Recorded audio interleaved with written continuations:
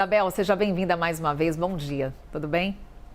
Oi, Carol. Bom dia para você. A sexta-feira chegou pro Américo, já é quase sábado, né, Carol? Pois é, né? A gente está aqui nessa disputa do fuso com o Américo. Daqui a pouquinho, inclusive, está embarcando para a Malásia. Então, a agenda do Américo está intensa. Inclusive, vamos destacar daqui a pouquinho essa agenda do Américo Martins Internacional, que está badaladíssima. Ô, Isabel, para a gente olhar aqui para Brasília, o que está sendo falado por aí com relação a esse encontro entre Lula e Trump?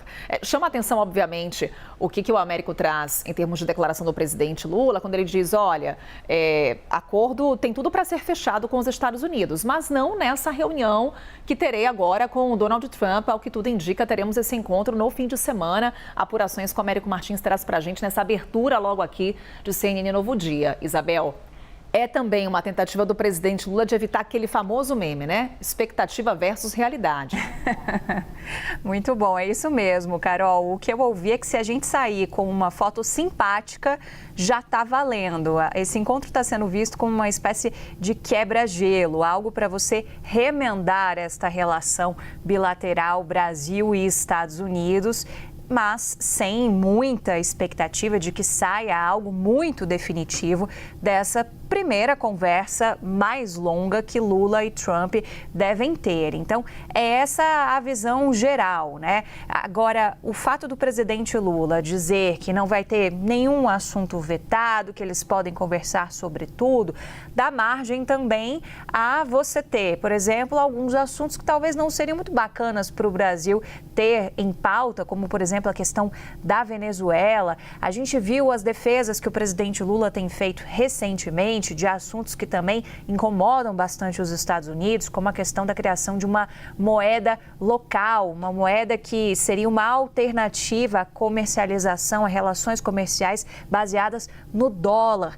Isso os Estados Unidos também não gostam. Mas, por outro lado, Donald Trump também andou falando da tarifa da carne brasileira, tentando fazer um discurso para seu mercado interno, diante de uma situação em que produtores nos Estados Unidos andam bastante incomodados com o presidente americano. Então, nessa troca de declarações, na visão de fontes que eu ouvi, você acaba tendo uma espécie de declarações equivalentes, né? Você zera o jogo, digamos assim, porque os dois estão jogando para os seus próprios cenários domésticos. A avaliação é de que quando os dois estiverem frente a frente, isso não deve ter tanta influência, ainda que o presidente Lula tenha voltado a falar sobre essa questão da moeda local nessa entrevista que a gente viu os cortes e que o Américo estava participando em Jacarta. Então, é uma visão bastante otimista de que o Brasil vai colocar suas pautas. Há uma certa expectativa de que o presidente Lula consiga produzir um certo encantamento em relação a Donald Trump, já que a química entre os dois rolou. Então, é algo para você manter esta chama acesa, digamos assim, e você pensar nessa fotografia simpática, mas pensar também nisso como um passo intermediário para que a gente tenha outras reuniões a nível técnico e possa trabalhar na pauta que importa para o Brasil.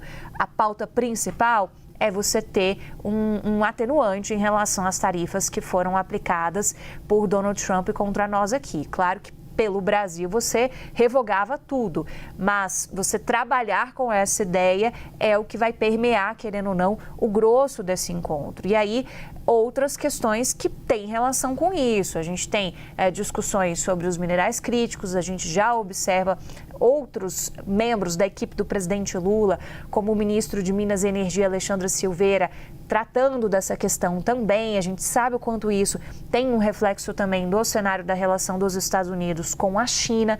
Então, tem muitas camadas, digamos assim, por trás. Mas há uma visão de que hoje a relação do Brasil e dos Estados Unidos já é bastante diferente, conseguiu evoluir a duras penas daquela relação de julho, quando o tarifaço foi anunciado. Então, hoje, você tem uma visão de que conseguiu se estancar bastante a crise que havia. E os Estados Unidos já voltaram a sua roleta americana, digamos assim, para outros tipos de pauta, deixando o Brasil um pouco de lado naqueles interesses que são colocados na verborragia de Donald Trump. É nisso que se aposta também. Tudo pode acontecer.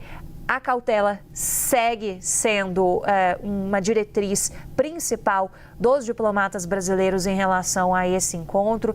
Daí essa coisa de você não ficar nem cravando que horas que vai ser, quanto tempo vai ser, como é que vai ser. A gente só tem os indicativos de que vai ser.